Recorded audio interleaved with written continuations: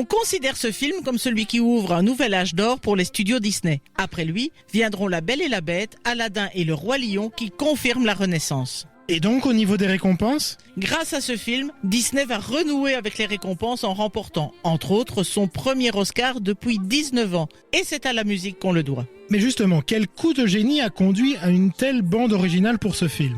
On peut dire que le coup de pouce au destin est dû à Jeffrey Katzenberg, président des studios Disney. Alors que le déclin semble s'installer, il persuade le parolier Howard Ashman de rejoindre les équipes Disney, convaincu qu'il sera l'artisan d'un renouveau. C'est sous son impulsion que l'histoire de la petite sirène prendra les allures d'une comédie musicale. Et pour cela, il fallait un compositeur. C'est Ashman qui suggère alors Alan Menken, dont ce sera la première expérience avec Disney et la première fois qu'il compose une musique de film d'ailleurs. Eh bien, pour un premier essai, ce fut un coup de maître. Tout à fait. Le duo a composé une partition époustouflante dans un style Broadway avec quelques touches de calypso et d'ambiance des îles. Bref, une ambiance musicale qui a captivé le public. Mais le grand succès de la bande originale, c'est sans conteste Under the Sea, que chante le crabe Sébastien, qui tente de convaincre Ariel que la vie sous l'océan est nettement plus cool que la vie des humains et qu'il vaut mieux oublier ses rêves amoureux sur Terre. Et c'est encore au duo musical que l'on doit la personnalité du majordome jamaïcain qui donne le ton en déclarant que les algues sont toujours plus vertes dans le lac de quelqu'un d'autre.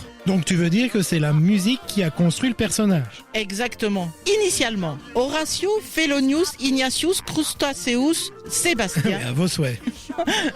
oui, Sébastien, devait être un majordome très british. Mais en travaillant à une chanson pour le personnage, c'est d'abord le reggae qui vient comme source d'inspiration. Le déplacement vers les Caraïbes étant validé, c'est plutôt un rythme calypso qui vient à Ashman et Menken. Parce que ce style de musique afro-caribéen apporte une ambiance plus pop. Steel drums, percussions animées vont transporter le public dans un sentiment de paradis tropical. Et donc, changement de cap. Le serviteur et compositeur du roi Triton sera un crabe trinidadien, dont l'accent soulignera le style de la chanson. Voilà donc un crabe qui vient de Trinidad. Et en tout cas, Samuel E. Wright, qui interprète le crustacé, a confirmé que c'était bien cet accent qu'il avait exprimé. L'adaptation française ira chercher le chanteur caribéen Henri Salvador pour camper Sébastien. Une originalité qui sera payante. Alors qu'Alan Menken était persuadé que sa composition était mauvaise et qu'il serait viré, une volée de récompenses vient lui donner tort. Oscar de la meilleure chanson originale l'année suivante, Golden Globe de la meilleure chanson originale